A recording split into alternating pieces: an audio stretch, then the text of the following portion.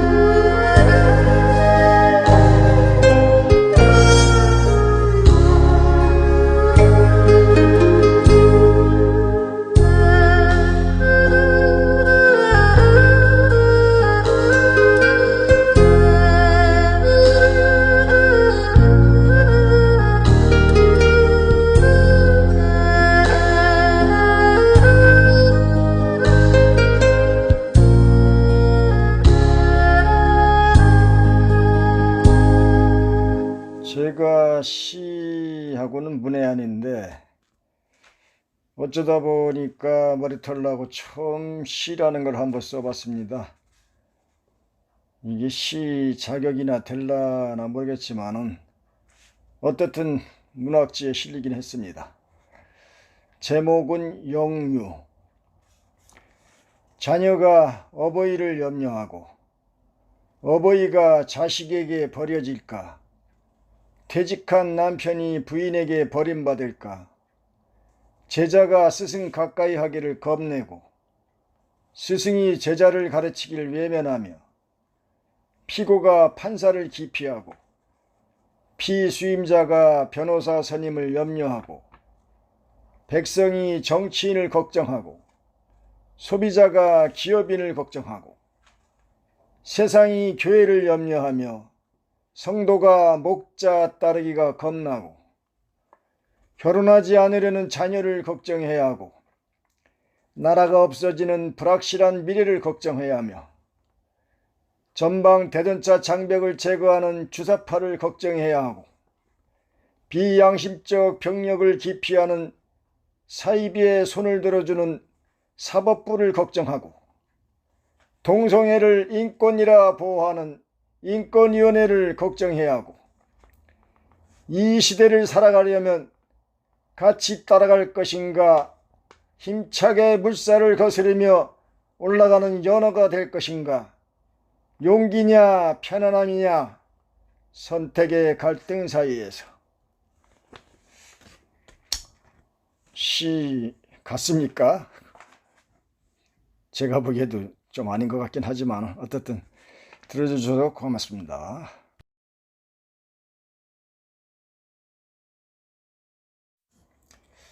국민 여러분은 어떤 나라가 되길 원하시나요? 각자가 꿈꾸는 방향이 다르겠죠. 인간이 만물의 영장일까요? 그런데 왜 바이러스 세상을 만들어서 창살 없는 감옥 같은 세상을 만들었을까요?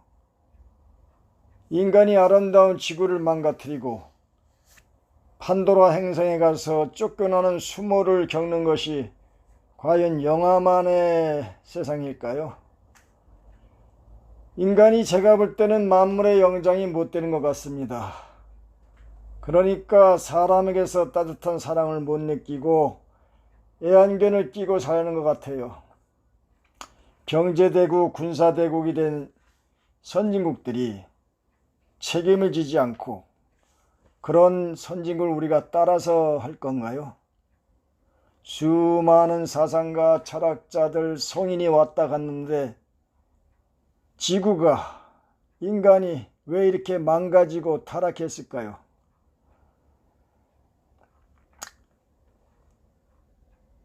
인간의 내면의 선과 악 중에서 악을 컨트롤할 수 없는 욕망 때문에 이런 세상을 만들었겠죠. 세상을 만들어가는 건 대다수가 만들어가는 것이 아니고 1%의 창의력과 상상력과 백성을 자기 몸같이 사랑하는 1%의 리더일 텐데 지금껏 존경받을 만한 인물은 마하트마 간디, 세종대왕, 넬슨 만델라, 이수신 장군, 테레사 여사, 제가 알기는 이 정도밖에 안 되는 것 같으네요. 인류애를 가진 참된 리더가 없는 세상. 대다수의 인류는 그저 등 따숩고 전쟁 위협이 없는 세상, 그런 소박한 세상을 꿈꾸고 있을 뿐인데 욕심 덩어리 리더들이 오히려 세상을 자신의 입맛에 맞게 만들어놨지요. 공산주의는 특권 핵심 당원들이 그랬고 자본주의는 재벌들과 권력 핵심 계층들이 독재국가 라오스나 캄보디아 이런 독재국가의 독재자들은 국민이 똑똑해져서 정권을 무너뜨릴까봐 학교를 고등교육기관을 만들지 않고 맥주 맛에 스포츠에 취하도록 만들어 놓고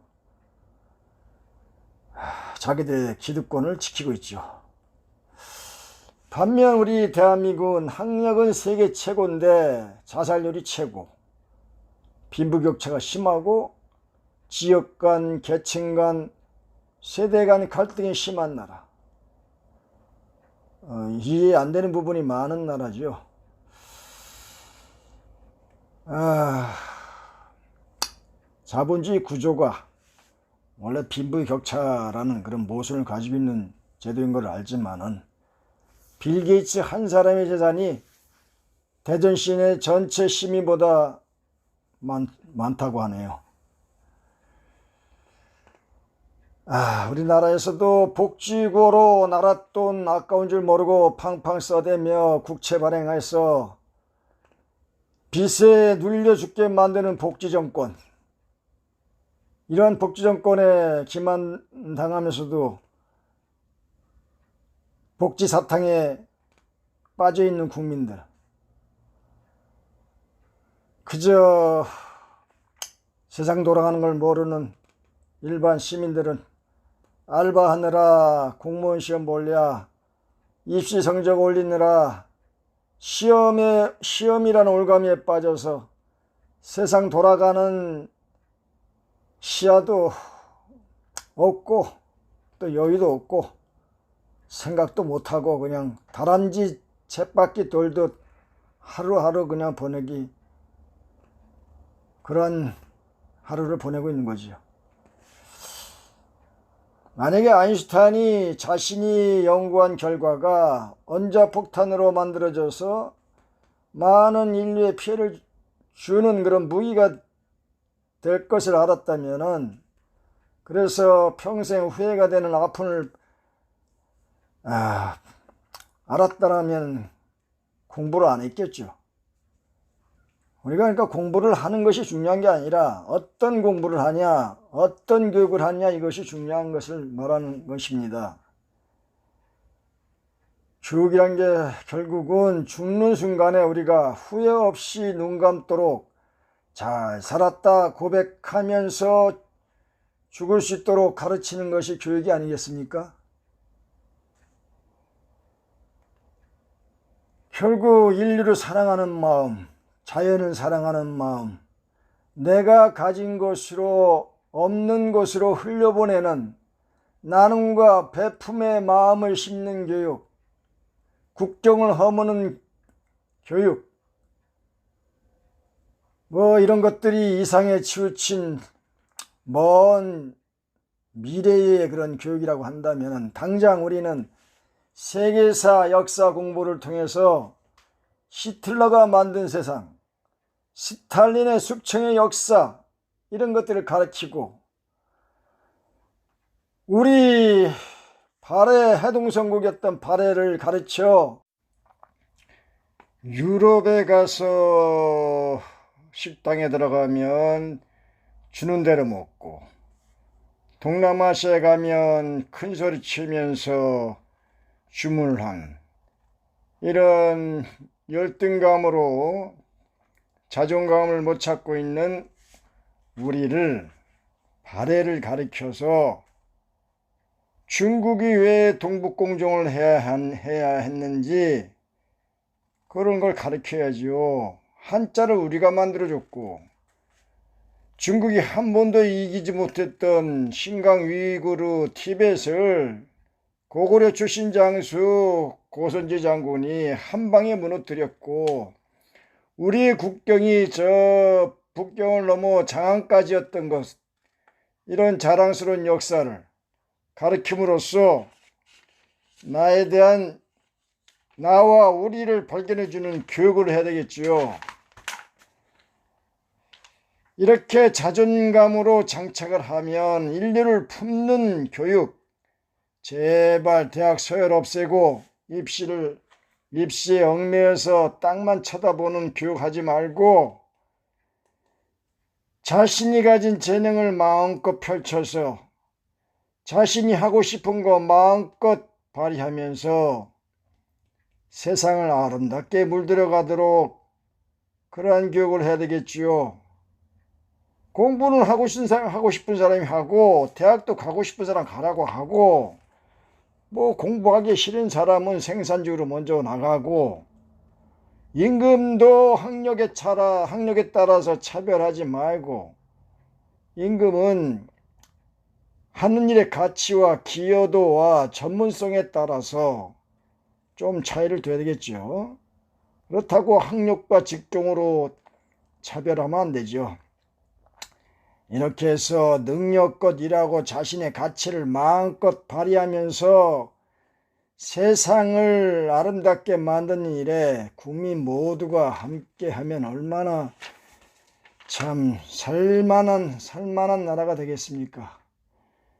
이제 인간이 만든 로봇 때문에, 인공지능 때문에 인간의 모든 영역을 빼앗기는 아이러니한 세상을 만들었습니다. 하버드대에서는 교수가 강의도 하지 않고 수술도 하지 않습니다. 인공지능에게 다 맡겼습니다. 안전하게 의료사고 없이 수술하고 인공지능이 명품 강의를 하게 됐습니다. 심지어 인공지능에게 심리상담도 받고 간호까지도 받는 것이 더 간호사로부터 받는 간호보다 더 따뜻함을 느꼈다고 설문이 나오고 있습니다. 이제 로봇이 할 수 없는 영역, 인간만이 할 수 있는 영역, 그런 영역을 찾아서 우리가 집중해야 되겠죠. 예를 들면 예술계통, 심리적인 그런 영역, 특히 종교적인 영적인 영역, 이런 부분은 우리 인간만이 할 수 있는 영역이기 때문에 이미 선진국들은 그런 영역에 치중해서 교육을 집중하고 있는데 우리는 15년 전에 엘빈 토플러가 지적했듯이 쓸데없는 직업, 없어질 직업, 쓸데없는 지식을 위한 교육을 지금 하고 있으니 얼마나 한심합니까? 자, 지금까지 3부에 걸쳐서 교육혁명이란 타이틀로 국민 여러분께 호소를 했는데 얼마나 공감했는지요. 어쩌면 내가 죽는 날까지 교육혁명을 보지 못하고 가야 되는 불행을 맛봐야 될지는 모르겠습니다. 그렇다 하더라도 저는 아무도 관심을 갖지 않더라도 저는 한 걸음 한 걸음 교육혁명을 향해서 걸어갈 것입니다. 국민 수준만큼 정치 지도자가 나오고 국민 수준만큼 교육 시스템이 만들어지겠지요. 지금까지 부족한 영상을 시청해 주신 국민 여러분께 감사드리면서 대한민국의 교육에 환한 빛이 비추어져서 밝은 미래가 속히 오길 기대하며 모든 영상을 마무리하겠습니다. 안녕히 계십시오. 감사합니다.